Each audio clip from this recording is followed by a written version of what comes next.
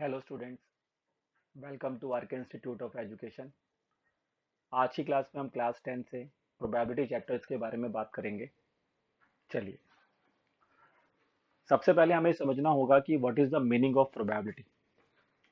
तो देखिए, प्रोबेबिलिटी का बेसिक मीनिंग होता है अनसर्टेनिटी। जहां पर भी अनसर्टेनिटी होगी, यानी कि जहां पर भी आप चीजों को लेकर श्योर नहीं है, अनसर्टेनिटी का मतलब है नॉट श्योर। ठीक है, जहां भी चीजों को लेकर हम श्योर नहीं रहेंगे, अनसर्टेनिटी रहेगी, वहीं पर ही प्रोबेबिलिटी रहेगी। तो प्रोबेबिलिटी का दूसरा नाम ही है अनसर्टेनिटी। ठीक है, अब जैसे मैंने कॉइन टॉस किया, मुझे नहीं पता कि टेल आने वाला है कि हेड आने वाला है, अनसर्टेनिटी है। ठीक है, इसी तरह से मैंने डाई, जो लूडो में डाइस फेंकते हैं, वो फेंका, कौन सा नंबर आएगा वी डू नॉट नो। एक बॉल में अलग अलग कलर्स की बॉल है, मैंने एक बॉल निकाल रहा हूँ, कौन सी बॉल हाथ में लगेगी डू नॉट नो। तो इन सभी जगह पर जहां पर अनसर्टेनिटी है, हम चीजों के बारे में बिल्कुल श्योर नहीं है कि व्हाट वी आर गेटिंग, हमें क्या मिल सकता है, बट वहां पर हम चीजों के लिए निकालते हैं क्या, प्रोबेबिलिटी। तो ऐसा नहीं है कि ये वर्ड आप पहली बार सुन रहे हैं, छोटी क्लासेस से आप प्रोबेबिलिटी के ऊपर क्वेश्चंस करते आ रहे हैं। तो बस आप देखना होगा कि नाइन्थ और टेंथ या उससे छोटी क्लासेस की जो प्रोबेबिलिटीज आपने पढ़ी होंगी, उनमें क्या डिफरेंस है। तो आइए हम बिल्कुल डिटेल में आज प्रोबेबिलिटी को समझेंगे और फिर उसके बाद न्यूमेरिकल्स भी बनाएंगे। चलिए, सबसे पहले हम शुरुआत करते हैं कहाँ से। एक वर्ड होता है प्रोबेबिलिटी में जिसको हम कहते हैं सैंपल स्पेस। तो सबसे पहले हमें इस वर्ड को समझना है, what is the meaning of sample space. Sample space का मतलब है कि it contain all the possible all the possible outcomes of given random experiment। जो भी मैंने आपको एक्सपेरिमेंट दिया, यहाँ पर एक्सपेरिमेंट का मतलब उन एक्सपेरिमेंट से नहीं है जो आप फिजिक्स और केमिस्ट्री में करते हैं। यहाँ पर एक्सपेरिमेंट का मतलब इन चीजों से है। आपने कॉइन को टॉस किया, आपने बैग में से बॉल को निकाला, आपने डाइस को थ्रो किया, आपने प्लेइंग कार्ड्स में से कुछ कार्ड्स को विड्रॉ किया, इन एक्सपेरिमेंट्स की बात हो रही है। तो अगर ये एक्सपेरिमेंट जब हम करें, तो उनका टोटल पॉसिबल आउटकम जो भी हो सकता हो, अगर उसको आप लिख दें एक जगह पर, तो that thing is called here sample space. आइए इसको समझते हैं। जैसे कि मैं सबसे पहले आपको कॉइन्स के ऊपर काम कराता हूँ। अब कॉइन को जब हम टॉस करते हैं, जब हम कॉइन को टॉस करेंगे, तो वहां पर जो आउटकम्स बनेगी वो आप किस फॉर्मूले से निकाल सकते हैं, ये देखिए। तो number of outcomes when we toss a coin will be equal to 2 raised to power n। तो यहाँ पर जो आउटकम्स होती हैं वो आप इस फॉर्मूले से फाइंड कर सकते हैं, 2 raised to power n, where n denotes the number of toss, कि आपने कितनी बार कॉइन को टॉस किया है। जैसे आप देखिए, इसका फर्स्ट केस बनाते हैं। तो मैंने लिखा कॉइन इज टॉस्ड वंस, यानी मैंने उस कॉइन को एक ही बार फेंका। तो अगर मैं कॉइन को एक ही बार फेंकता हूं, तो टोटल नंबर ऑफ आउटकम्स कितनी होंगी। You already know the answer, total number of outcomes sir दो ही होंगी, एक हेड और एक tail. But according to this formula, if you tossing the coin only once, then n is 1, तो 2 raised to power 1 is 2। ठीक है, and sample space denoted by the symbol S, and outcomes are put in the curly braces, this is curly braces। तो one is head, another one is tail, this is the two possible outcomes if you toss the coin one time। अब इसी तरीके से अगर मैं उसी coin को, जो कॉइन है हमारे पास, इसी कॉइन को हम एक से ज्यादा बार फेंक देते हैं, यानी कि अब मैं लिखता हूं कि कॉइन इज टॉस्ड 2 times। अब एक ही कॉइन को दो बार फेंकना या दो कॉइन को एक साथ फेंक देना, these are the similar experiment. ध्यान से सुनिए। तो here you are tossing the coin 2 times, that means 2 raised to power 2, that means you have 4 outcomes। now what are these 4 outcomes if you are tossing the coin 2 times। तो पहली बार भी head आ जाए और दूसरी बार भी हेड आ जाए, या पहली बार हेड आ जाए दूसरी बार टेल आ जाए, या पहली बार टेल आ जाए दूसरी बार हेड आ जाए, या दोनों बार टेल आ जाए। तो these are the 4 possible outcomes अगर आप कॉइन को फेंकते हैं 2 बार। सिमिलरली अब इसी कॉइन को अगर आप टॉस करते हैं 3 टाइम्स, तो now what are the possible outcomes? तो that means 2 raise to power 3 8 outcomes. ठीक है, अगर कॉइन को 3 बार फेंक देंगे तो वी हैव नाउ 8 आउटकम्स। अब 8 आउटकम्स को लिखना आसान नहीं होगा, 2 लिखना आसान था, 4 भी लिख लिया, लेकिन 8 आउटकम्स को लिखना आसान नहीं होगा। तो उसके लिए मैं आपको तरीका बताता हूँ। देखिए, अब आपको पता है कि या फिर हेड आ रहा है या टेल आएगा, तो आप किसी एक पर फोकस करिए। तो we are focus here on head, हम यहाँ पर हेड पे फोकस करेंगे। अब सोचिए अगर हम कॉइन को 3 बार फेंकते हैं तो हेड कितनी कितनी बार आ सकता है? या फिर आपको तीनों बार हेड मिलेगा, या 3 में से किसी 2 बार हेड मिलेगा, या 1 बार हेड मिलेगा, या फिर आपको कभी हेड नहीं मिलेगा। These are the 4 possible cases. आप इनके अकॉर्डिंग ही अपना आउटकम्स बनाइए। आप 8 आउटकम्स अपने आप आ जाएंगे। देखिए कैसे। फर्स्ट के आप तीनों बार हेड आ गया, यानी एच, फिर एच और फिर H. This means 3 times you are getting head. Now अब हमें 2 बार हेड आना चाहिए। 2 बार मतलब 3 में से किसी भी 2 बार आ सकता है। अब कैसे कैसे हो सकता है ऐसा? जैसे एच एच टी, पहली बार, दूसरी बार और तीसरी बार हेड नहीं आया। फिर इसी तरह से टी एच एच भी हो सकता है और एच टी एच भी हो सकता है। ठीक है ना? तो दीज 3 आउटकम शोइंग दैट कि you are getting only 2 heads out of 3 times. आप 2 हेड के केस बनाइए, तो 2 हेड का केस बनेगा T T H, then H T T and then T H T. तो these 3 outcomes showing that कि you are getting only 1 head out of 3 times and the last 0 head। 0 head मतलब हमें कभी भी head मिला ही नहीं, तो तीनों बार टेल ही मिलेगा फिर। अब आप काउंट कर लीजिए। देखिए 4 ऊपर 4 नीचे, देयर आर 8 आउटकम्स। तो इस तरह से मैंने देखा इजिली। अगर हम रैंडमली सोच कर लिखना शुरू करते तो शायद कोई लिख पाता, कोई मिस करता या टाइम ज्यादा लगता। बट अगर आप इस तरह से सोचेंगे, मैंने हेड पे सोचा है, आप टेल पे भी सोच सकते थे, again you get the same answer. 8 outcomes ही आपको यहाँ पर मिलेंगी। तो this is the sample space, yeah, this is the explanation to get the sample space, yeah, to get the total number of outcomes in case you are throwing a coins। ठीक है, तो इसको नोट डाउन करिए और फिर हम आगे बढ़ते हैं और फिर हम बात करेंगे अब इस बार डाइस की। जो लूडो में हम डाइस फेंकते हैं उसकी बात करेंगे। चलिए,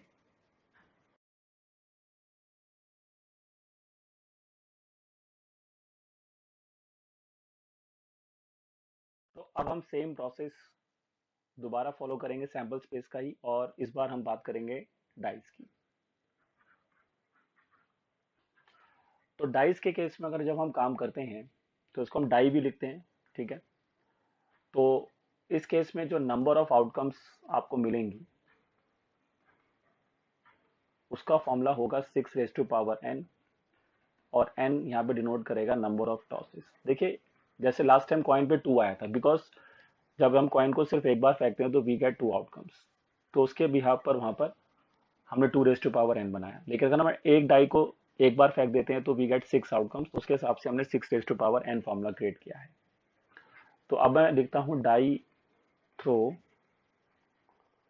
वंस। अगर मैं उस डाई को सिर्फ एक ही बार फेंकूंगा तो 6 की पावर 1, दैट मीन 6, यानी आपको सैंपल स्पेस 6 आउटकम्स आएंगे और वो होंगी 1 2 3 4 5 और 6। These are the 6 possible outcomes if you are throwing a die only 1 time. Second case हम बनाते हैं कि डाई जो है इज थ्रो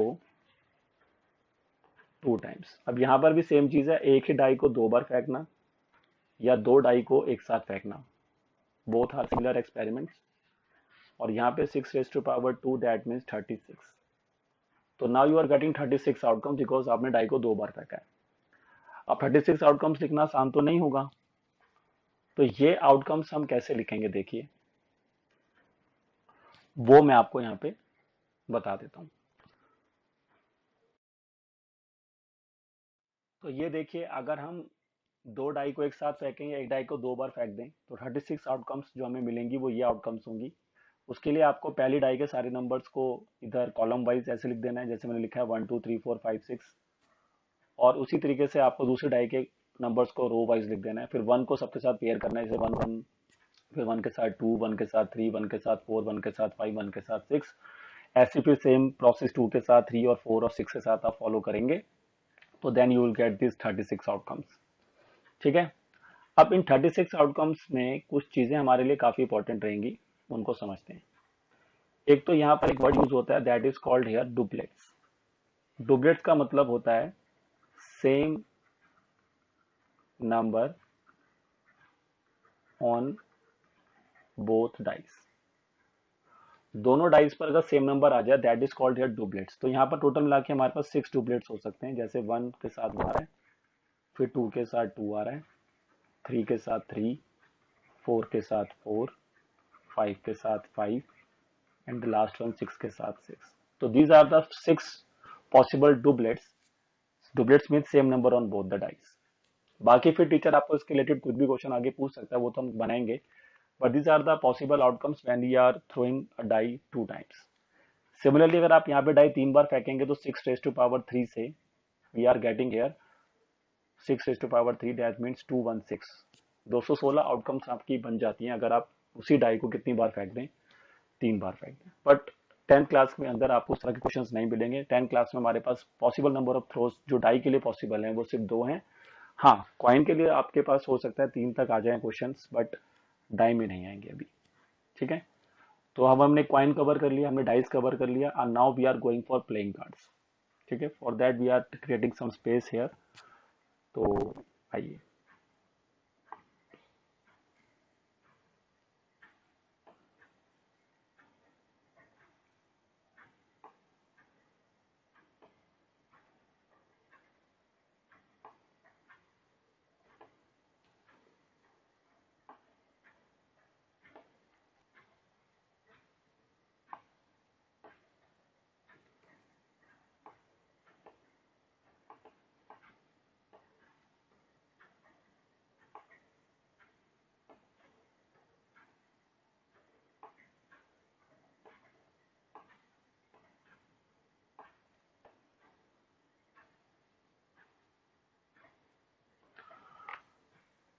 तो चलिए अब हम नेक्स्ट जो हमारा इंपॉर्टेंट टॉपिक होता है जिसपे क्वेश्चन पेपर पूछे जाते हैं, that is called here playing cards. तो आपको प्लेइंग कार्ड्स का पूरा नॉलेज दे देते हैं। ठीक है। तो देयर आर 52 प्लेइंग कार्ड्स, ध्यान रखिए। टोटल मिला के 52 प्लेइंग कार्ड्स होते हैं हमारे पास। अब उन 52 प्लेइंग कार्ड्स को हम 2 पार्ट में डिवाइड करेंगे, 26 एंड 26। अब यहाँ पे हमारे पास आ जाएंगे रेड 26 कार्ड्स। तो लाल कलर के आउट ऑफ 52 कार्ड्स में से 26 हमारे पास रेड कार्ड्स होते हैं और 26 ही हमारे पास ब्लैक कार्ड्स होते हैं आउट ऑफ दैट 52 कार्ड्स। तो ध्यान रखिए 52 कार्ड्स को हमने 2 पार्ट में डिवाइड किया है, 26 रेड कार्ड्स, 26 ही ब्लैक कार्ड्स। अब ये 26 रेड कार्ड्स को फर्दर 2 कैटेगरी में डिवाइड किया जाता है, ध्यान रखिए, और इनको भी फर्दर 2 कैटेगरी में डिवाइड किया जाता है। तो 26 का हाफ हाफ करेंगे तो वी गेट 13 कार्ड्स। तो 13 कार्ड्स एक तरफ जाएंगे और 13 कार्ड्स यहाँ पर दूसरी तरफ आएंगे। इन 13 कार्ड्स को जो रेड कलर में फर्स्ट पार्ट में आते हैं इनको हम यहाँ पर कहते हैं हार्ट। तो 13 कार्ड्स हमारे हार्ट के अंदर आएंगे, 13 कार्ड्स ही हमारे यहाँ पर डायमंड के अंदर आते हैं। तो डायमंड्स एंड हार्ट्स जो होते हैं these are covering in the red cards. और इसी यहाँ पर भी ब्लैक को भी 2 पार्ट्स में डिवाइड करेंगे, 13 cards and then again 13 cards, ध्यान रखिए। बट इन 13 कार्ड्स को यहाँ पर कहा जाता है स्पेड और इन 13 कार्ड्स को यहाँ पर कहा जाता है क्लब्स। तो टोटल हमारे पास ये 4 सूट्स होते हैं, ध्यान रखिए। इनको हमने क्या नाम दिया, 4 सूट। तो 4 सूट्स हमारे पास कौन कौन से हुए? First suit is called here heart, second suit is called here diamond, third suit is called here spade, the last suit is called here club. ठीक है। हार्ट का ऊपर ये सिंबल बना होगा, डायमंड के ऊपर इस तरह का सिंबल बना होता है, स्पेड का जो सिंबल होता है वो कुछ इस तरह से होता है, और क्लब का जो सिंबल होता है वो कुछ इस तरह से होता है। ठीक है। तो याद रखिए these are the 4 basic suit होते हैं ये, और हर सूट में 13 कार्ड्स होते हैं, ध्यान रखिए। These are 4 basic suits and हर सूट में 13 कार्ड्स। 13 कार्ड्स ही हार्ट के होंगे, 13 कार्ड्स डायमंड के, 13 कार्ड्स ही स्पेड्स के होते हैं, 13 कार्ड्स ही क्लब्स में होते हैं। ठीक है। अब ये 13 कार्ड्स होते कौन से कार्ड्स हैं? जो हर सूट में पाए जाते हैं। तो पहला कार्ड होता है ए, जिसको एस कहते हैं। फिर उसके बाद नंबरिंग होती है 2 3 4 5 6, देन 7, फिर 8, फिर 9 and then last one is 10। After that हमारे पास फिर कुछ अल्फाबेट्स आते हैं, J and then Q and last one is K, king.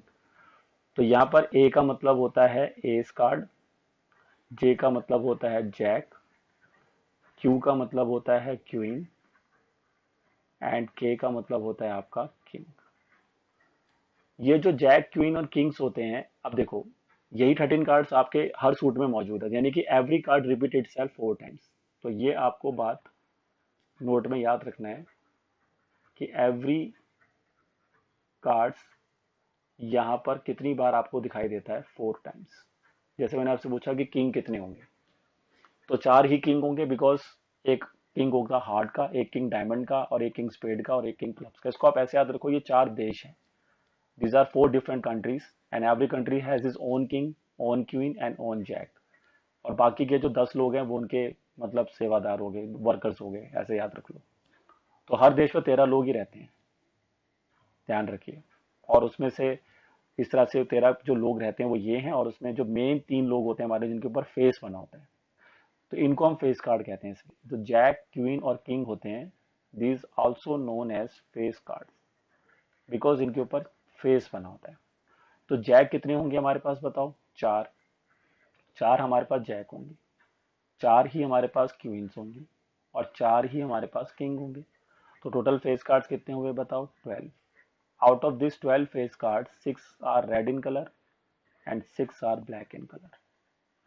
क्योंकि हर कार्ड 4 बार आता है, और 4 में से वो 2 बार तो रेड कलर में आता है और 2 बार वो ब्लैक कलर में आता है। ध्यान रखिए, देखना यहाँ पे 2 बार इधर रेड में आ जाएगा जब हार्ट और डायमंड में आएगा, और 2 बार ही वो ब्लैक में आएगा जब वो स्पेड और क्लब्स के अंदर आएगा। तो ये बेसिक नॉलेज मैंने आपको दिया कार्ड्स का। There are 52 playing cards, 26 reds, 26 black. This 26 cards further divided into 13 cards in heart, 13 cards in diamond. Black 26 cards are divided into 13 cards in spade, 13 cards in clubs, and 13 cards जो present होते हैं वो ये होते हैं, और इसमें 3 आपके मेन होते हैं, jack, queen and king, because इन कार्ड पर फेस बना होता है, that's why they also known as face card. Ace को फेस कार्ड में नहीं लाते हैं, ध्यान रखिए। एस जो होता है इस पर कोई फेस नहीं बना होता, सिर्फ जैक, क्वीन और किंग पे ही फेस बना होता है। तो that's why there are 4 jack, 4 queen, 4 queen और 4 किंग। तो there are 12 total playing sorry face cards we are having, and 6 red उसमें होंगे और 6 ही उसमें आपके ब्लैक कार्ड्स। तो ये मैंने आपको नॉलेज दिया किसका, प्लेइंग कार्ड्स का। तो आगे जब इस पर न्यूमेरिकल्स आप बनाएंगे तो आप उसके अकॉर्डिंगली फिर उसको सोच सकते हैं। और हर कार्ड कितनी बार आता है, ध्यान रखिए 4 बार आता है। तभी तो 13 कार्ड्स, अगर 4 हर पत्ता 4 बार आएगा, हर कार्ड 4 बार आएगा, तो 13 इंटू 4 कितना हो जाएगा, 52। चलिए, तो ये मैंने आपको सारी जानकारी दे दी। जो बेसिक एक्सपेरिमेंट्स होते हैं वो यही होते हैं, क्वाइन को टॉस करना, डाइस को फेंकना, प्लेइंग कार्ड्स पे काम करना। ज्यादातर एग्जाम में ट्रिकी क्वेश्चन इन्हीं के ऊपर आते हैं। बाकी तो एक्सपेरिमेंट आप और कुछ भी कर सकते हैं, आप बॉल्स पे काम कर सकते हैं, नंबर्स पे काम कर सकते हैं, और भी बहुत सारी सिचुएशंस हैं, but these are the 3 main experiments होते हैं जो मैंने आपको समझा दिए। अब हम बात करेंगे प्रोबेबिलिटी की, प्रोबेबिलिटी कैसे निकाली जाती है, कैसे उस पर काम किया जाता है, उस पर काम करेंगे अब हम। चलिए,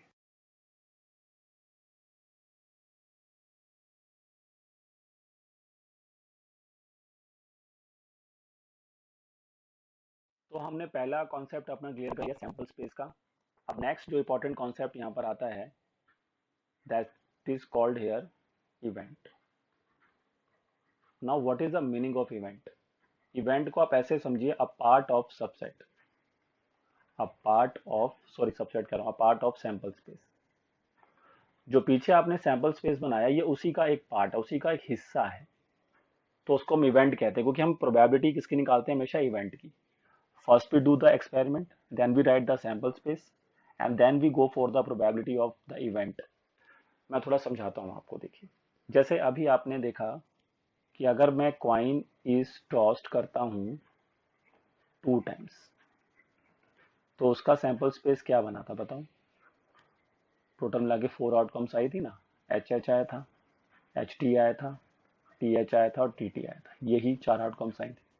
अब इसमें से मैंने एक इवेंट बना दिया ई। इवेंट आप किसी भी सिंबल से नोट कर सकते हैं।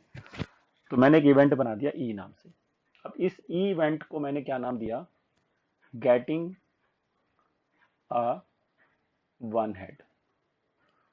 तो अब मैं देखूंगा कि जो सैंपल स्पेस मैंने चार आउटकम्स बने हैं सैंपल स्पेस में से, उसमें से इस इवेंट को कितने केस फेवर करेंगे। तो गेटिंग अ वन हेड बोला मैंने, तो फिर गेटिंग अ वन हेड के हिसाब से कितने केस फेवर करेंगे, सिर्फ दो केस।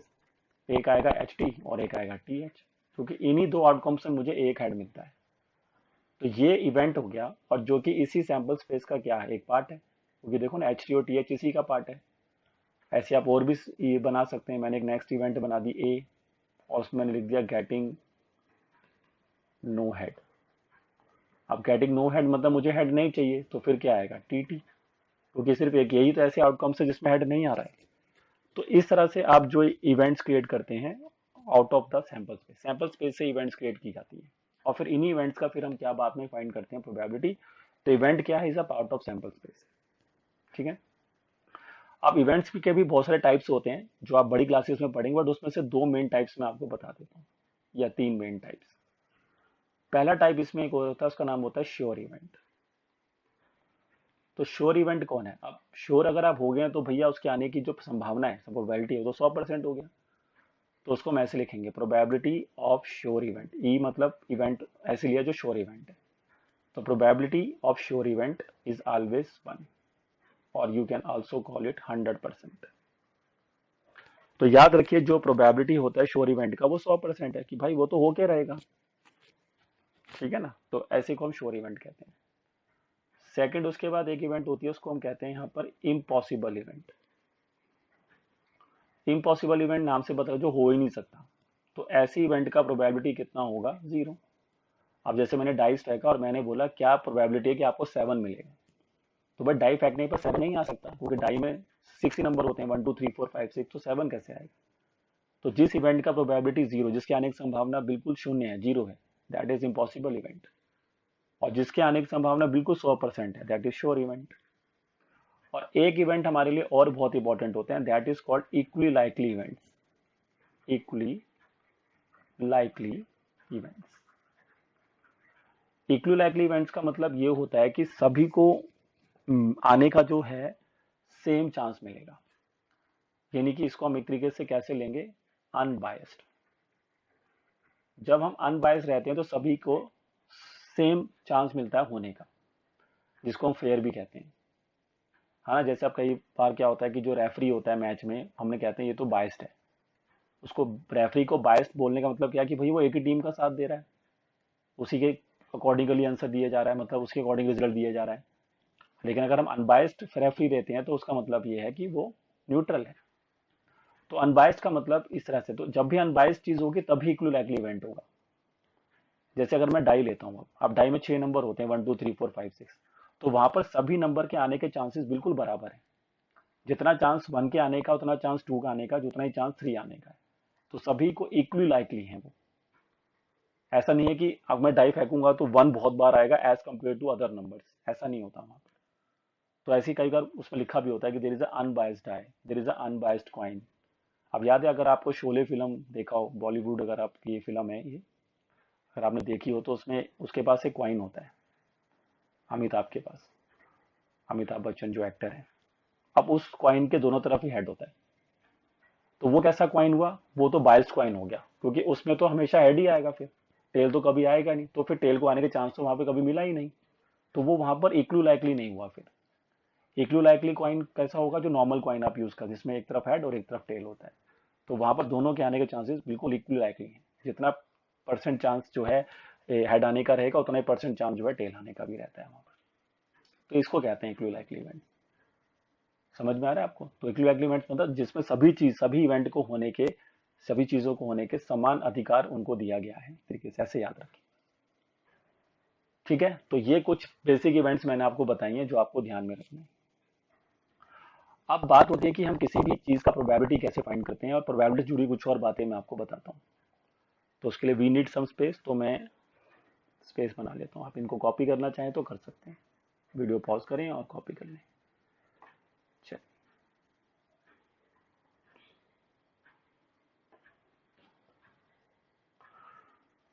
तो अब मैं आपको बात करूंगा प्रोबेबिलिटी कैसे फाइंड की जाती है, और उससे जुड़ी कुछ इंपॉर्टेंट बातें। उनके ऊपर फिर हम डिस्कशन करते हैं। देखिए, तो अगर हम बात करते हैं अब प्रोबेबिलिटी का फॉर्मूला क्या है, तो मान लेते हैं कि जो इवेंट हमारे पास है उसको हम ए मान लेते हैं। अब इस ए इवेंट का प्रोबेबिलिटी मेरे को निकालना है, तो फॉर्मूला क्या होता है, पी ऑफ ए। तो इसका मतलब है probability of event A is equal to number of favourable outcomes divided by total number of outcomes. This is the formula to calculate the probability of any event. मतलब जो event आपने लिया उसको कितने केस फेवर कर रहे हैं, कितने आउटकम्स फेवर कर रही हैं फ्रॉम द सैंपल स्पेस, वो आप ऊपर लिखो और टोटल नंबर ऑफ आउटकम्स से डिवाइड करो। टोटल नंबर ऑफ आउटकम्स कहाँ से आएगा, हमेशा सैंपल स्पेस से आएगा। तो ये तरीका होता है, ये फॉर्मूला होता है जिससे कि आप किसी भी इवेंट का क्या फाइंड कर सकते हैं, प्रोबेबिलिटी फाइंड कर सकते हैं। और पहले भी आपने फॉर्मूले यूज किया होगा। अब कुछ बातें आप नोट में ध्यान रखिए। पहली बात आप नोट में ये ध्यान रखिए कि किसी भी इवेंट का जो प्रोबेबिलिटी होता है वो कभी भी नेगेटिव नहीं हो सकता। तो ध्यान रखिए, probability of any event can not negative. ऐसा कभी नहीं होगा कि आप किसी का प्रोबेबिलिटी निकाल रहे हो और हमारा आंसर नेगेटिव आ रहा है। इंपॉर्टेंट बात है। उसके बाद नेक्स्ट जो इंपॉर्टेंट चीज है वो क्या है कि probability of any event can not greater than 1। कभी भी किसी इवेंट का प्रोबेबिलिटी 1 से बड़ा नहीं हो सकता, क्योंकि आपका डिनोमिनेटर हमेशा बड़ा रहेगा, क्योंकि total number of outcome sample space से आती है वो बड़ा नंबर होगा और नंबर ऑफ फेवरेबल आउटकम्स होंगी वो कम होंगी। तो डिनोमिनेटर हमेशा जब बड़ा रहेगा न्यूमिनेटर से, तो आपका फ्रैक्शन का जो आंसर इज अ फ्रैक्शन, तो इसका आंसर कभी 1 से बड़ा नहीं हो सकता फिर। तो इसलिए इन दोनों बातों को हम कंबाइन करें तो किसी भी इवेंट का जो प्रोबेबिलिटी है वो एक तो नेगेटिव नहीं हो सकता, तो मतलब पॉजिटिव रहेगा, तो 0 या 0 से बड़ा रहेगा। और कभी 1 से बड़ा नहीं हो सकता, तो 1 या उससे छोटा रहेगा। तो ये आपको एक फॉर्मूला याद रखना है कि probability of any event is greater than equal to 0। हाँ, 0 हो सकता है, बिकॉज अगर 0 हुआ तो इम्पॉसिबल इवेंट, और 1 से छोटा हो सकता है, 1 के बराबर हो सकता है, लेकिन 1 से बड़ा नहीं हो सकता। 1 हो गया तो श्योर इवेंट, अभी मैंने आपको बताया था। उसके बाद एक और चीज याद रखिए, जैसे अभी तो हम बात कर रहे हैं प्रोबेबिलिटी ऑफ ए की, इसी तरह से अब उसका ना होना हो गया। पी ऑफ ए का मतलब है कि प्रोबेबिलिटी ऑफ इवेंट ए, इसी तरह से probability of not event A भी हो सकता है। तो किसी भी चीज के होने की प्रोबेबिलिटी प्लस और उसी चीज के ना होने की प्रोबेबिलिटी। समझ में आ रहा है? जैसे किसी चीज का होना है तो उसका हो गया प्रोबेबिलिटी ऑफ ए, और उसी चीज का ना होना हो गया तो उसका प्रोबेबिलिटी ऑफ नॉट ए। इन दोनों का सम हमेशा क्या होता है, 1 होता है। तो इसकी हेल्प से अगर आपको कभी भी प्रोबेबिलिटी ऑफ नॉट ए निकालना हो तो आप 1 में से पी ऑफ ए को हटा सकते हैं। तो ये फॉर्मूला आप यूज करके नॉट ए का प्रोबेबिलिटी फाइंड कर सकते हैं। आप देखेंगे इस क्वेश्चन, इस तरह के न्यूमेरिकल्स को भी इस फॉर्मूले को यूज करते हुए मेरे को। तो बेसिक फॉर्मूला प्रोबेबिलिटी का ये है, और ये 4 बातें आपकी और हैं जो प्रोबेबिलिटी से जुड़ी हुई हैं, जिनको आप हमेशा दिमाग में रखेंगे। ठीक है, तो ये था प्रोबेबिलिटी का बेसिक नॉलेज जो मेरे को मैंने आपको दिया कि सैंपल स्पेस क्या होते हैं, इवेंट्स क्या होते हैं, सैंपल स्पेस कैसे लिखा जा सकता है, इवेंट से जुड़ी हुई क्या बातें हैं, और प्रोबेबिलिटी कैसे फाइंड करते हैं, और प्रोबेबिलिटी से जुड़ी हुई कुछ इंपॉर्टेंट बातें हैं जो मैंने आपको यहाँ पे बताई हैं। ठीक है, तो अब हम इसके ऊपर करेंगे क्या, न्यूमेरिकल्स, इस पे कुछ क्वेश्चंस बनाएंगे अब, ताकि हमारे जो कॉन्सेप्ट हैं हमें और भी ज्यादा क्या हो सके, क्लियर हो सके। चलिए,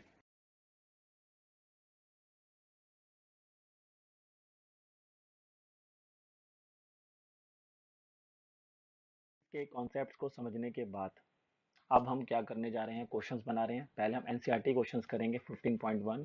एक एक्सरसाइज है, बाकी एक्सरसाइज ऑप्शनल में भी है, बट पहले हम 15.1 कवर करेंगे। चलिए, तो पहला क्वेश्चन अगर आप देखें तो ये is a kind of filling the blanks type question है, और आपको यहाँ पे कंप्लीट द फॉलोइंग स्टेटमेंट्स बोला गया है, तो आपको उसके अकॉर्डिंगली उनको कंप्लीट करना है। तो अगर आप फर्स्ट पार्ट इसका देखें तो उसमें लिखा हुआ है कि the probability of an event E plus probability of event not E. तो अगर आपको याद हो, अगर मैं इसका फर्स्ट पार्ट यहाँ पे बनाऊंगा, फर्स्ट क्वेश्चन का जो फर्स्ट पार्ट है, तो मैंने आपको अभी ही कुछ प्रॉपर्टीज नोट्स में बताई थी। तो मैंने बताया था कि किसी भी इवेंट का होने की प्रोबेबिलिटी में अगर उसी इवेंट के ना होने की प्रोबेबिलिटीज को अगर आप ऐड करें तो उसका आंसर हमेशा कितना होता है, 1 होता है। तो इसलिए फर्स्ट क्वेश्चन का जो आंसर होगा वो आपके लिए यहाँ पर हो जाएगा 1।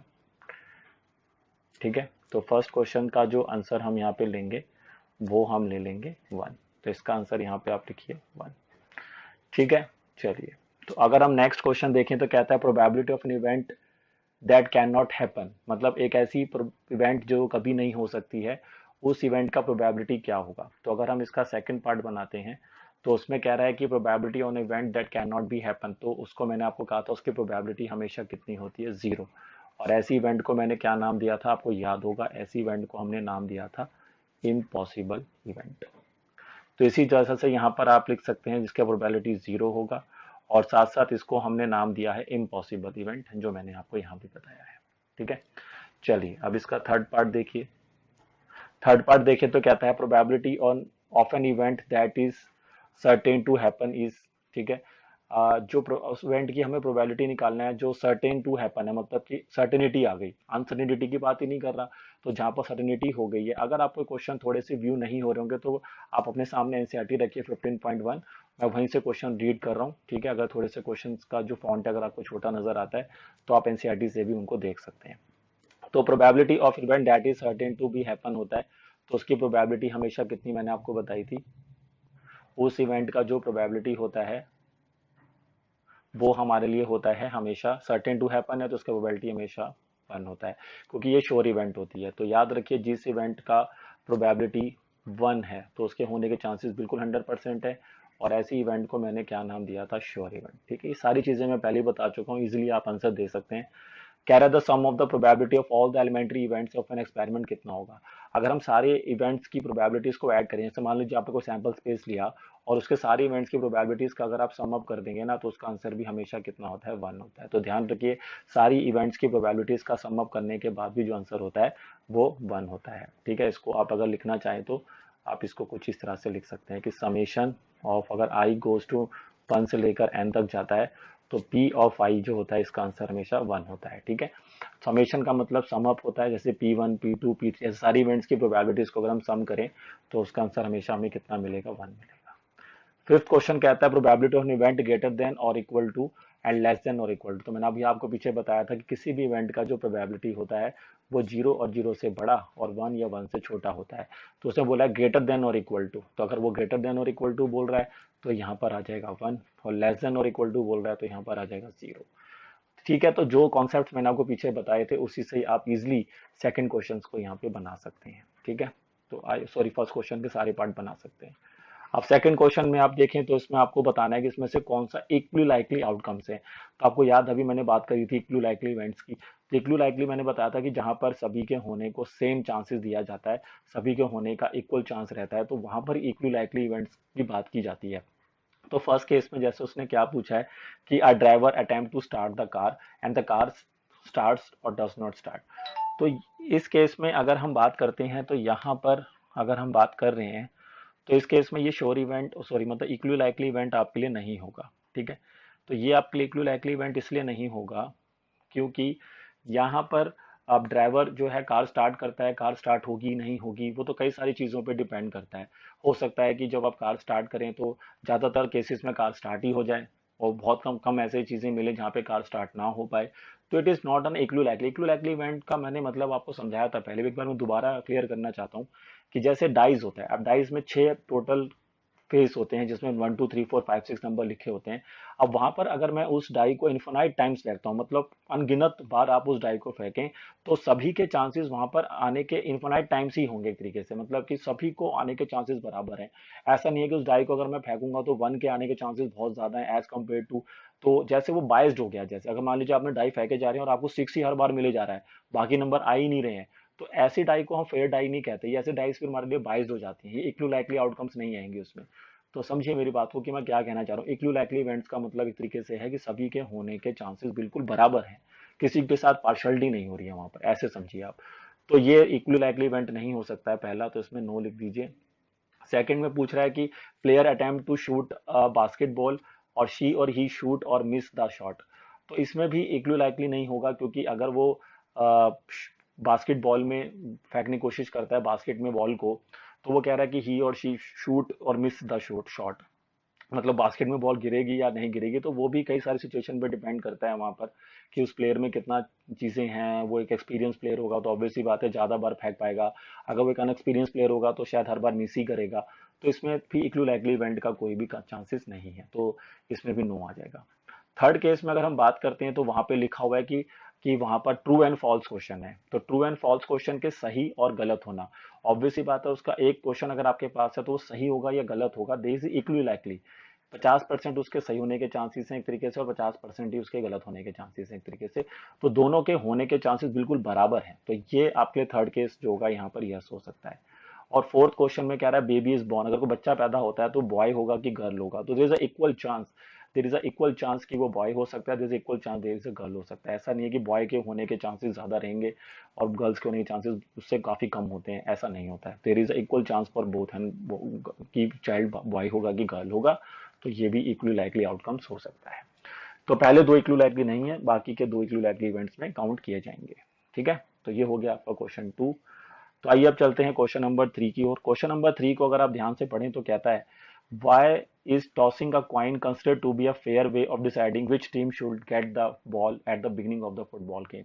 आप देखा कि ज्यादातर जो स्पोर्ट्स होते हैं वहां पर कौन सी टीम पहले स्टार्ट करेगी वो हम कॉइन को टॉस करके ही पता करते हैं, क्योंकि कॉइन को टॉस करने के पास हमारे पास फेयर कॉइन है हमारे पास, तो there is a equal chance कि दोनों टीमों को स्टार्ट करने का मौका वहां पर मिलेगा। तो देर इज इक्वल चांस, क्योंकि 50% चांस वहां पर हेड आने के हैं, 50% चांस ही वहां पर टेल आने के हैं।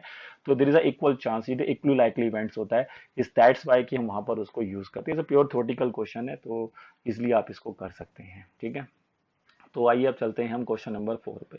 क्वेश्चन नंबर 4 अगर आप देखें तो कह रहा है which of the following can not be a probability of an event, मतलब इनमें से कौन सी केस में प्रोबेबिलिटी वो नहीं हो सकता। आपके पास 4 ऑप्शन है, तो आपको बताना है। तो मैंने आपको बताया कि प्रोबेबिलिटी की वैल्यू 0 0 से बड़ी और 1 1 से छोटी होती है। तो 2/3 का जो आंसर है वो ऑब्वियसली बात है 0.6 के अराउंड आएगा, तो ये सही है। तो इसमें तो कोई नहीं है, तो ये इसमें ये हो सकता है, ओके रिपोर्ट है। माइनस में प्रोबेबिलिटी कभी नहीं हो सकती, तो ऑब्वियसली बात है बी पार्ट नहीं हो सकता। 15% मतलब 15/100 तो 0.15 हो जाएगा, ओके रिपोर्ट है। 0.7 भी 1 से छोटा ही है। तो इसमें सी और डी सभी करेक्ट ऑप्शन हैं, बट उसने पूछा हुआ है कि which of the following can not be probability, तो इसका आंसर होगा आपका बी पार्ट। तो याद रखिए फोर्थ क्वेश्चन का जो आंसर है वो बी हो गया, क्योंकि बी में नेगेटिव प्रोबेबिलिटी आ रहा है और प्रोबेबिलिटी कभी भी नेगेटिव नहीं हो सकती है। ठीक है, तो इजी क्वेश्चन है, जैसे मैंने आपको पहले ही बोला चैप्टर ही आसान है, आराम से आप कर सकते हैं। फिफ्थ क्वेश्चन कहता है कि किसी भी इवेंट के होने की अगर जो प्रोबेबिलिटी है वो आपके पास है 0.05, तो बताइए कि उसके ना होने की प्रोबेबिलिटी क्या होगी। ठीक है, तो अभी हमने ऊपर इस चीज को लिखा है कि किसी भी चीज के होने की और ना होने की प्रोबेबिलिटी का जो सम होता है वो 1 होता है। तो इसका मतलब पी ऑफ ई प्लस में अगर मैं पी ऑफ नॉट ई करूंगा तो उसका आंसर 1 होगा। तो ऑब्वियस ही बात है अगर मेरे को यहाँ से पी ऑफ नॉट ई निकालना है तो मैं 1 में से 0.05 को हटा दूंगा। तो यहाँ से मेरे को पी ऑफ नॉट ई की जो वैल्यू है वो मेरे को यहाँ से मिल जाएगी। तो अगर हम इसको सब्ट्रैक्ट कर दें 1 में से हम क्या माइनस करेंगे 0.05, तो हमारा आंसर यहाँ से आ जाएगा 0.95। ठीक है, तो इस तरह से हमने फर्स्ट 5 क्वेश्चंस यहाँ से कर लिए हैं, और आप देख सकते हैं इजी क्वेश्चंस हैं, इजीली उनको आप बना सकते हैं। चलिए, तो अगले क्वेश्चंस के लिए कुछ स्पेस क्रिएट कर लेते हैं, फिर उन क्वेश्चंस को कंटिन्यू करेंगे आगे। चलें,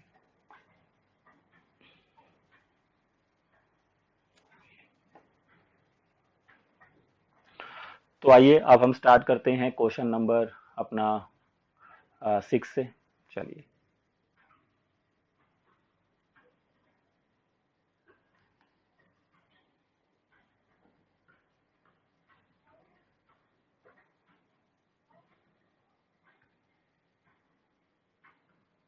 हाँ, तो आइए हम क्वेश्चन नंबर 6 से स्टार्ट करेंगे। क्वेश्चन नंबर 6 में कहता है bag contains lemon flavour candies only, मतलब एक बैग है जिसमें लेमन फ्लेवर कैंडीज ही हैं, और Malini is a name of a girl जो उसमें से कोई एक कैंडी निकालती है without looking into the bag. तो what is the probability that she takes out an orange flavoured candy and lemon flavoured candy. तो देखिए अब इसके दो पार्ट हैं, तो हमारे पास सिर्फ ऑरेंज फ्लेवर कैंडीज हैं, बट उसने बताया नहीं क्या कि कितनी ऑरेंज फ्लेवर कैंडीज हैं। तो अगर हम वहां पर लेट कर लेते हैं, सपोज करिए हम मान लेते हैं क्वेश्चन नंबर 6 में लेट कि वहां पर number of lemon flavoured candies, number of lemon flavour जो कैंडीज हैं, हमें नहीं पता, क्वांटिटी नहीं गिवन है, तो दैट इज एक्स। तो फर्स्ट केस बनाना है, ठीक है। कह रहा है व्हाट इज द प्रोबेबिलिटी कि जब उसने एक कैंडी बाहर निकाली without looking into the bag, तो वो ऑरेंज कलर की कैंडी हो। तो ऑरेंज कलर का कैंडी आने का तो सवाल ही नहीं है, क्योंकि हमारे पास तो सारी की सारी कैंडीज लेमन है। It is impossible event. तो there is no orange candy. आपको याद है प्रोबेबिलिटी निकालने का फॉर्मूला क्या है, फेवरेबल केस अपॉन में टोटल केस। तो हमारे पास यहाँ पे there is no orange candy, ऊपर जीरो आएगा। टोटल हमारे पास सॉरी लेमन कैंडीज हैं और सारी की सारी एक्स ही हो जाएंगी, तो एक्स जीरो अपॉन एक्स करेंगे तो we get zero, because it's impossible event. और सेकंड केस में क्या था कि what is the probability that जो हमने कैंडी वहां से निकाली होगी वो एक लेमन फ्लेवर्ड कैंडी होगी। तो we have here x lemon flavour candy, तो फेवरेबल आउटकम्स भी एक्स ही हैं और टोटल केसेस भी एक्स ही हैं, तो एक्स एक्स कैंसिल हो गया, we get here one, because it is a sure event, certain event है ये। क्योंकि ऑब्वियस ही बात है, बैग में सिर्फ लेमन फ्लेवर्ड कैंडीज और आप उसमें से कोई कैंडी बाहर निकालोगे तो लेमन फ्लेवर्ड ही आएगी, इसमें तो कोई शंका की कोई बात ही नहीं है। तो इसलिए it is a sure event. तो पहला जो इवेंट था वो इम्पॉसिबल हुआ तो जीरो, और सेकंड इंश्योर इवेंट है तो वन। ठीक है, तो अच्छा क्वेश्चन है ये। क्वेश्चन नंबर 7 पढ़िए। It is a given that की ग्रुप ऑफ 3 स्टूडेंट्स, ठीक है, हमारे पास वहां पर 3 स्टूडेंट्स का ग्रुप्स है, तो नंबर ऑफ स्टूडेंट्स जो हैं वो हमारे पास यहाँ पर आ गए हैं 3।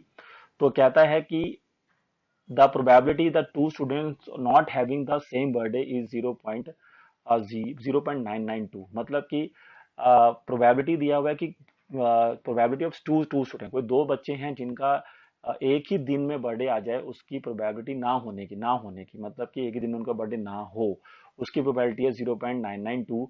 तो क्या प्रोबेबिलिटी कि उन दोनों बच्चों का बर्थडे एक ही दिन होगा। तो अब ये देखिए ये क्या है, इसमें क्या है कि there is only 2 possible cases है, मतलब या फिर उनका बर्थडे एक ही दिन होगा दोनों बच्चों का, या फिर नहीं होगा। तो अगर मैं ई का मतलब यहाँ पे क्या मान लेता हूँ, ई का मतलब मैं मान लेता हूँ कि both students both have birthday both students have birthday on same day. ठीक है भाई, तो ई का मतलब क्या माना मैंने कि both student have the birthday on same day. लेकिन जो मुझे प्रोबेबिलिटी दी है 0.992 वो क्या है कि दोनों का बर्थडे सेम डे में ना हो। तो ये तो मुझे नॉट ई दे दिया ना भाई उसने, तो नॉट ई की प्रोबेबिलिटी गिवन है 0.992। और आपको जो फाइंड करना है वो क्या है, प्रोबेबिलिटी ऑफ ई कि दोनों का बर्थडे एक ही दिन हो।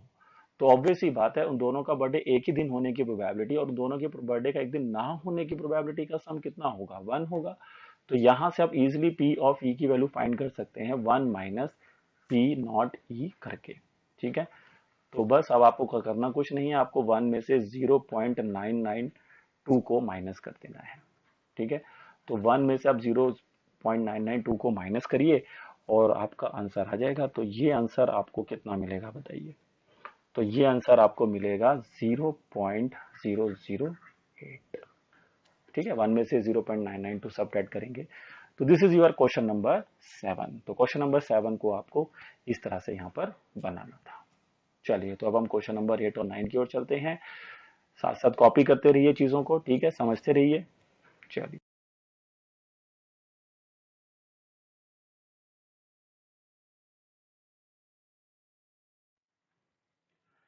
तो चलिए अब बनाने जा रहे हैं हम क्वेश्चन नंबर अपना 8।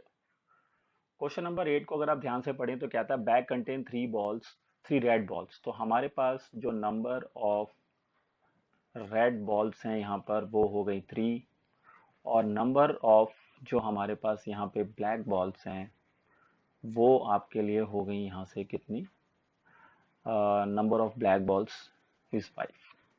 तो टोटल बॉल्स जो हमारे बैग में मौजूद हैं वो हो गई 8।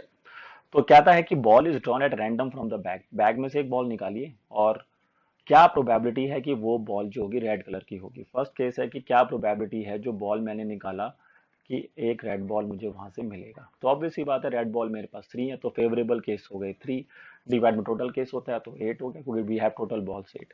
प्रोबेबिलिटी का सिंपल सा फॉर्मूला है, जो भी चीज की प्रोबेबिलिटी आप निकाल रहे हो उसको कितने केस फेवर कर रहे हैं आप ऊपर लिखिए और टोटल केस से डिवाइड करिए। तो फेवरेबल रेड बॉल्स कितनी है 3 और total balls in the bag है 8, तो 3/8 is your answer. Second part कहता है कि क्या प्रोबेबिलिटी है कि जो बॉल हमने निकाला वो रेड ना हो। तो अगर नॉट रेड निकालना है तो आप इसको ऐसे भी समझ सकते हैं कि नॉट रेड बॉल हो, तो ऐसे भी कर सकते हैं कि ऑब्वियसली बात, अगर रेड बॉल नहीं आएगी तो ब्लू आएगी, तो ब्लू बॉल हो गया 5/8 हो गया आंसर।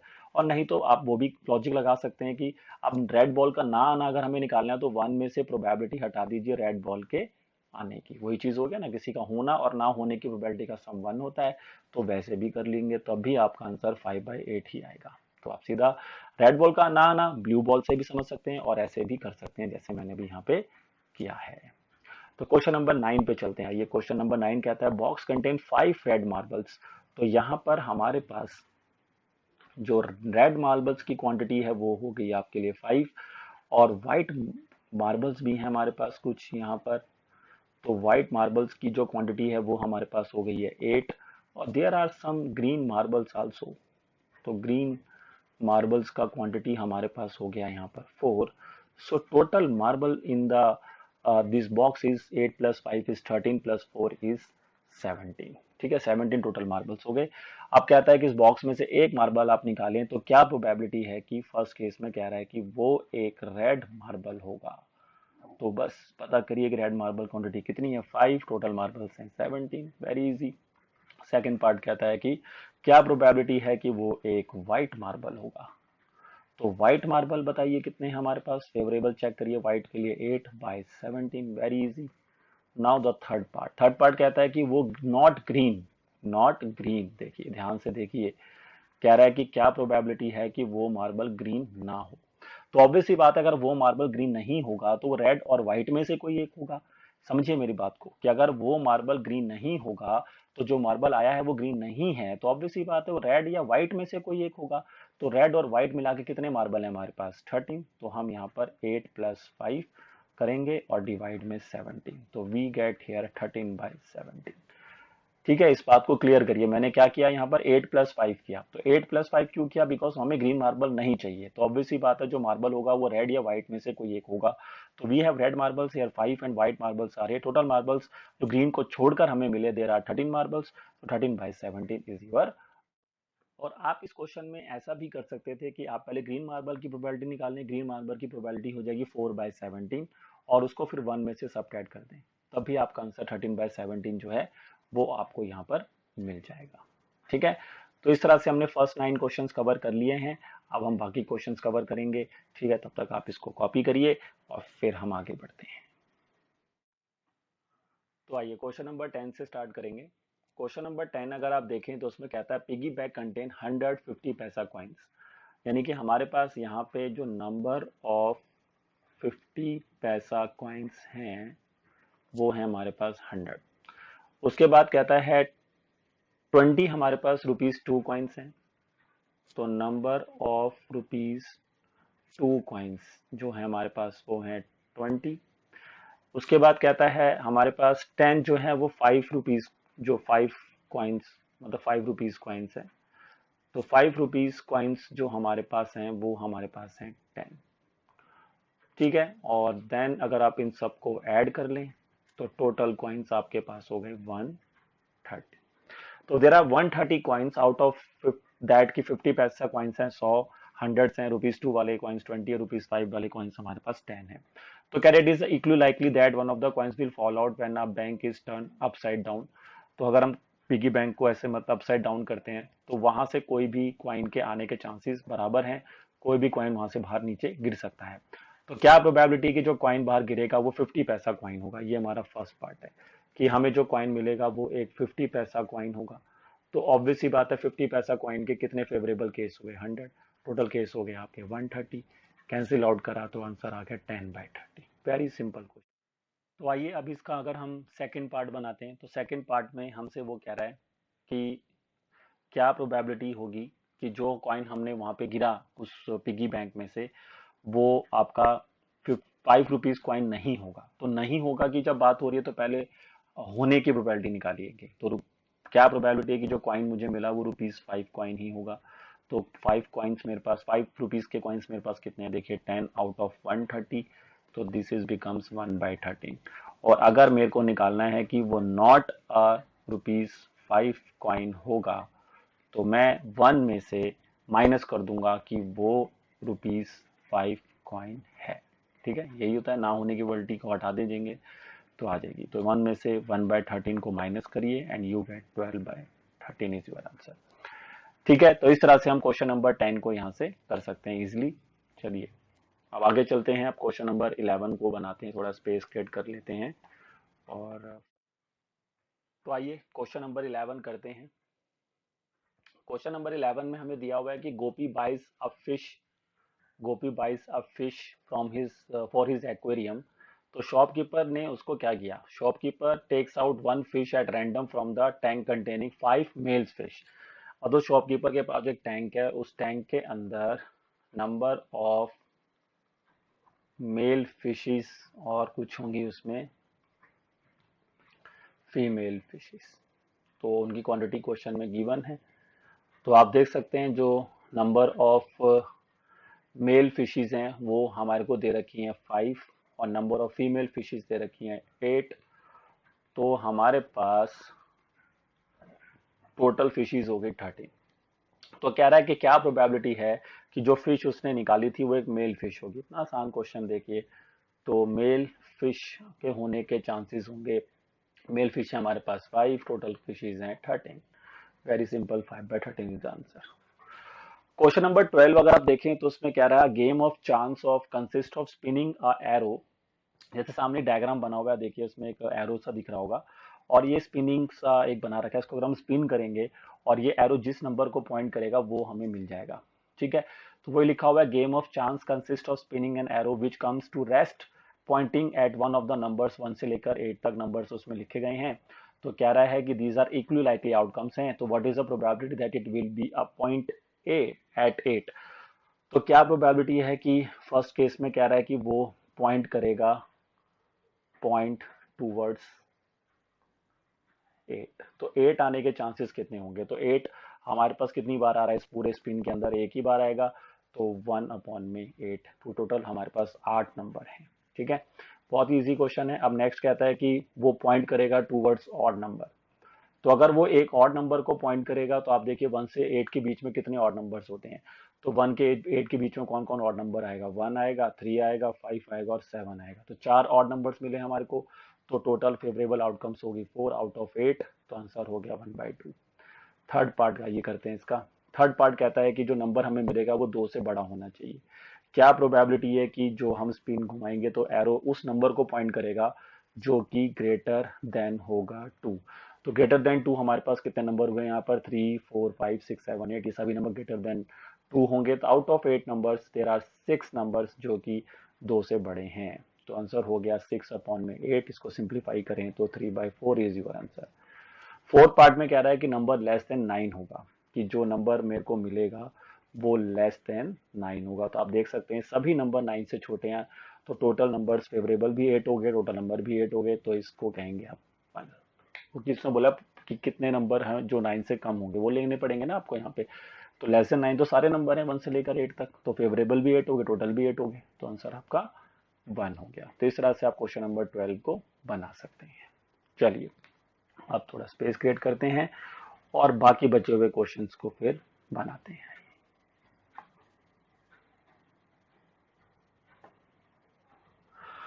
तो अगर अब हम क्वेश्चन नंबर 13 की बात करते हैं, आइए क्वेश्चन नंबर 13 अगर आप यहाँ पे देखिए तो इसमें डाई के ऊपर क्वेश्चन है। तो मैंने आपको पीछे सैंपल स्पेस बनाना सिखाई दिया था, डाई का भी सिखाया, कॉइन का सिखाया, प्लेइंग कार्ड्स का सिखाया। तो अगर आप डाई को फेंकते हैं तो what is your sample space, तो आपको मिल सकता है 1, 2, 3, 4 एंड 5 और 6, इनमें से कोई भी नंबर आ सकता है। तो उसने बोला है कि क्या प्रोबेबिलिटी है फर्स्ट केस में कि जो मुझे नंबर मिलेगा वो एक प्राइम नंबर होगा। क्या प्रोबेबिलिटी है कि मुझे जो नंबर मिलेगा वो एक प्राइम नंबर होगा। तो आप देख सकते हैं 6 नंबर्स में से प्राइम नंबर कौन कौन है, 2 प्राइम नंबर है। ठीक है, 2 is the prime number, 3 is prime number and 5 is prime number. तो out of this 6 numbers only 3 numbers are prime number. तो 3/6 टोटल केस 6 हो गए, प्राइम नंबर मिले हमें 3। तो सॉल्व हो के आंसर बना 1/2। ठीक, सेकंड पार्ट में आइए। सेकंड पार्ट कहता है कि क्या प्रोबेबिलिटी है कि जो नंबर हमें मिलेगा वो नंबर लाइंग बिटवीन 2 एंड 6। तो जो नंबर है वो आपका लाई करेगा, नंबर लाइंग करेगा बिटवीन 2 एंड 6। ये हमारा प्रोबेबिलिटी इसमें फाइंड करनी है इसकी हमें। तो 2 और 6 के बीच में जो नंबर लाई करते हैं वो 3 नंबर होते हैं, 3 4 5। तो इसमें 3 नंबर हमें मिल रहे हैं, 3 4 5। तो 3 फिर से हमारे फेवरेबल आउटकम्स हो गए, 6 टोटल केस हो गए, तो आंसर फिर से 1/2 हो गया। ठीक है, क्योंकि 2 और 6 के बीच में सिर्फ 3 नंबर आते हैं, कौन कौन से, 3 और 4 और 5। लास्ट केस हमारा कहता है कि क्या प्रोबेबिलिटी है कि जो हम डाई फेंकेंगे तो हमें ऑड नंबर मिलेगा। तो ऑड नंबर कौन कौन होंगे, यहाँ पे 1 होगा, 3 और 5 होगा। तो again there are 3 odd numbers out of 6। तो टोटल केस 6, प्रोबेबल केस 3, फिर से आंसर 1/2। तो यहाँ पे तीनों ही केस का आंसर हमारा क्या आ रहा है, 1/2 ही आ रहा है। ठीक है, चलिए तो नेक्स्ट करते हैं आप क्वेश्चन नंबर 14। तो थोड़ा सा स्पेस क्रिएट कर लेते हैं और फिर आपके लिए करके देते हैं क्वेश्चन नंबर 14 को। चलिए, तो क्वेश्चन नंबर 14 अगर आप पढ़ें तो ये प्लेइंग कार्ड पर बेस्ड क्वेश्चन है और प्लेइंग कार्ड की पूरी जानकारी मैं आपको दे चुका हूं। तो उसको यूज करिए और देखिए आपके आंसर्स आ जाएंगे। तो सबसे पहला पार्ट कहता है 52 प्लेइंग कार्ड्स में से अगर हम एक कार्ड निकालें तो क्या प्रोबेबिलिटी है कि वो एक किंग ऑफ रेड कलर होगा। ध्यान से सुने और फिर दिमाग लगाएं, किंग ऑफ रेड कलर।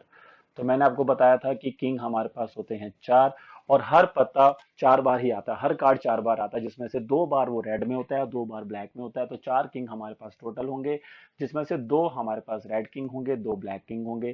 तो टोटल कार्ड्स हमारे पास यहाँ पर होते हैं 52। तो टोटल 52 रहेगा नीचे और फेवरेबल केस बने यहाँ पर 2। तो फाइनल आंसर आ गया आपके पास 1/26। ठीक है, सेकंड पार्ट बनाएंगे। आइए, सेकंड पार्ट कहता है कि जो कार्ड हमने निकाला तो क्या प्रोबेबिलिटी है कि वो एक फेस कार्ड होगा। तो आपको याद है मैंने बताया था फेस कार्ड होते हैं हमारे पास 12। क्योंकि फेस कार्ड हमारे पास कौन कौन होते हैं, फेस कार्ड में 4 हमारे किंग होते हैं, 4 हमारी क्वींस होती हैं और 4 ही हमारे जैक कार्ड होते हैं, क्योंकि यही फेस कार्ड में आते हैं। तो इसलिए out of 52 cards 12 are face card. और इसको अगर हम सिंप्लीफाई कर लें यहाँ से तो ये आपके लिए बन जाएगा यहाँ से 3/13, क्योंकि 4 3 जा 12 हो गया और 4 13 जा 52 हो गया। चलिए, थोड़ा सिंप्लीफाई कर लिया करें आंसर को, जितना आप उसको सिंप्लीफाइड वे में रख सकते हैं। नेक्स्ट कहता है प्रोबेबिलिटी रेड फेस कार्ड। तो अभी हमारे पास टोटल फेस कार्ड कितने थे, टोटल फेस कार्ड थे हमारे पास 12 और उसमें से रेड फेस कार्ड की बात हो तो 12 में से 6 रेड होंगे, 6 ब्लैक होंगे, ऑब्वियस सी बात है। तो रेड फेस कार्ड हुए 6 आउट ऑफ 52 कार्ड्स। तो इसका आंसर हो गया 3/26। चलिए, बहुत ही इजी क्वेश्चन हैं, सिर्फ आपको प्लेइंग कार्ड का नॉलेज होना चाहिए, आराम से आप क्वेश्चंस को बना सकते हैं। फोर्थ पार्ट में कहता है कि क्या प्रोबेबिलिटी है हमें जो जैक मिलेगा वो हार्ट का मिलेगा। तो हार्ट का अगर हमें जैक चाहिए तो ऑब्वियस सी बात है, हार्ट में कितने जैक होते हैं, है ना भाई, हार्ट्स के जो पत्ते होते हैं उसमें 13 कार्ड्स होते हैं, 13 कार्ड में से एक ही तो जैक होगा, क्योंकि जैक टोटल 4 होते हैं, जिसमें से एक हार्ट में आएगा, एक क्लब में, एक स्पेड में और एक डायमंड में आएगा। तो जैक ऑफ हार्ट कितना होगा, सिर्फ 1 out of total card 52। Next आता है फिफ्थ क्वेश्चन, क्या प्रोबेबिलिटी है कि जो कार्ड हमें मिलेगा वो एक स्पेड कार्ड होगा। तो हमारे पास स्पेड जो होता है सूट होता है, तो सूट में कितने कार्ड्स होते हैं, 13 आउट ऑफ 52, क्योंकि स्पेड कार्ड चाहिए ना, स्पेड में 13 पत्ते होते हैं स्पेड के अंदर। इसको कैंसिल करेंगे तो we get 1/4। And the last part is, कहता है कि क्या प्रोबेबिलिटी है कि हमें जो कार्ड मिलेगा वो होगा क्वीन ऑफ डायमंड। तो डायमंड के अंदर होते हैं 13 कार्ड्स और उसमें क्वीन कितनी होगी, ओनली 1, क्योंकि हर सूट में एक ही क्वीन होती है। तो 1/52 इज द आंसर। तो आइए देखिए कैसे हमने सारे क्वेश्चंस के कर दिया, प्लेइंग कार्ड से रिलेटेड ये क्वेश्चंस हमें दिए गए थे, इजिली हमने इन क्वेश्चंस को यहाँ पर क्या कर दिया है, सॉल्व कर दिया है। ठीक है, आई होप आपको सभी क्वेश्चन अभी तक समझ में आ रहे होंगे। अभी हम पूरे क्वेश्चंस करेंगे, पूरा 15.1 को कंप्लीट करेंगे। चलिए आगे चलते हैं, इसको कॉपी करिए फटाफट।